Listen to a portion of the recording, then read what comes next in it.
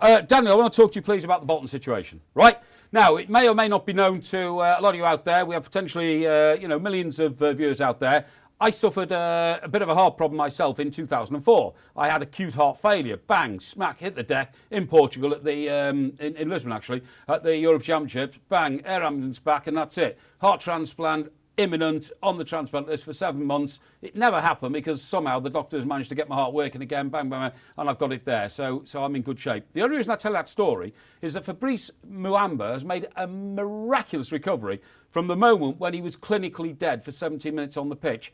Owen Coyle, his manager today, talking about the possibility of him coming back to football. Excuse me, as a man who's got a little bit of history with what happens to your heart when these sort of things happen, utterly ludicrous that Mr. Coyle should be talking like that. I don't know, because I don't think Owen Coyle is speaking on behalf of himself. I did a little bit of reading about this, and it seems that there's a cardiologist who has said that there's no reason why he wouldn't be able to play again. Rubbish. Obviously he wasn't quite the athlete that you are. Cardiologist is not a patient. I'm a patient. A cardiologist is a theorist.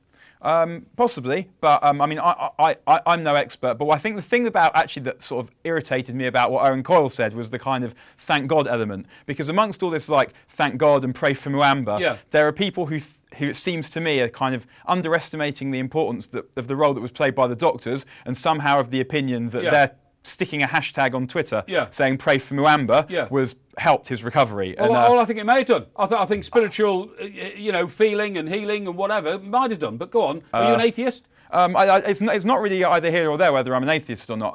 And it was, I suppose, there's a more profound question of that I don't think we're going to go into here about whether you could believe in God and still not think that he had any role in the world. But absolutely, go on. But the notion, this whole kind of pray for Muamba thing, I found, it was nice that people were concerned about him, although there are also questions to be asked about why they, had it not been on telly, would people have been so concerned, and the whole kind of mourning sickness that exists in the world and England particularly. Go on. But get to the point, because we're going up to the Skype screen. The point is, the original point I was making was what aggravated me about what Owen Coyle said wasn't him saying that Muamba could play again, because he's obviously been speaking to the doctors and probably knows more about what they think than we do, but just that he's been quite sort of pushing the God angle, which to me underplays the role of the medics. That's all. Let's go up to the Skype wall. We ask you to give us a call, please. 0207 291 0868. One young man who's done that is Tom. He's a Bolton fan. He's up on the Skype wall now. Tom, good evening to you. Evening, Mike. Right, let me ask you this, Tom. You're a man of, quite a happy disposition. You're sitting there in your stadium at Bolton. You see Muamba trot out for his comeback game. There'd be a massive, massive accolade from the crowd and all that kind of stuff. But would you feel really happy clapping him back onto the pitch, knowing that, crikey, if a heart could go like that one time, who's to say it can't go again?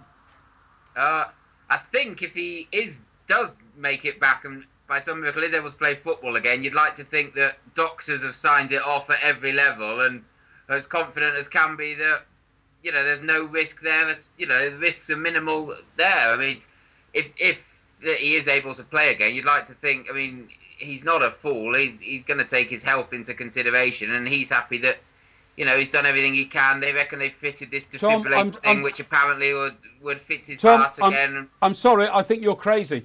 I'm sorry, I think any fan who applauds him back on the pitch, if I knew Muamba was playing and I was a Bolton City, I wouldn't go to that game. You are almost asking that boy to play Russian roulette with his life. If your heart's gone once like that, it's all very well saying, he's had a pacemaker fitted in his shoulder, it'll be okay from now on.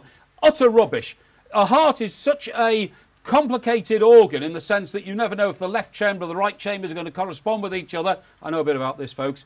It's so complicated that the idea that a boy could start playing football at the highest level again is I just don't know how you could possibly back him.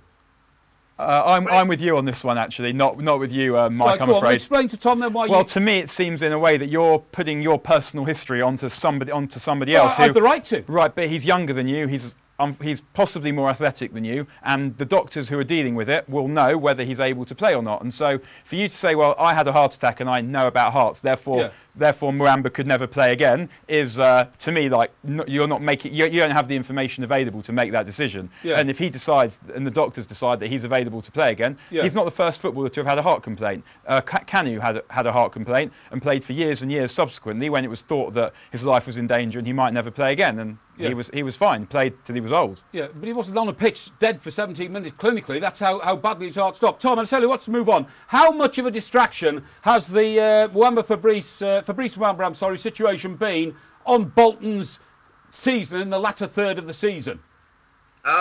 Initially, it was quite a good distraction because it seemed to galvanise the team. That game against Blackburn, which we won, the atmosphere, it was really, the Reebok was really charged, and then we won 3 games on the spin fairly soon after it happened. But yeah, against Fulham, they looked fairly knackered, and like it had all sort of hit home, the sort of pressure of it, and that sort of horrible week after it happened. But time's passed now, and he's out of hospital, so hopefully we can just get on with these next few games and do what's needed, really. Stay ahead of the game with Sports Tonight Live. Don't miss a thing. Subscribe to our YouTube channel. Search for Sports Tonight Live on Facebook and like our fan page.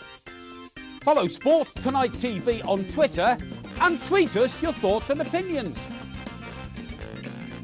Sports Tonight Live, it's the platform for the fans.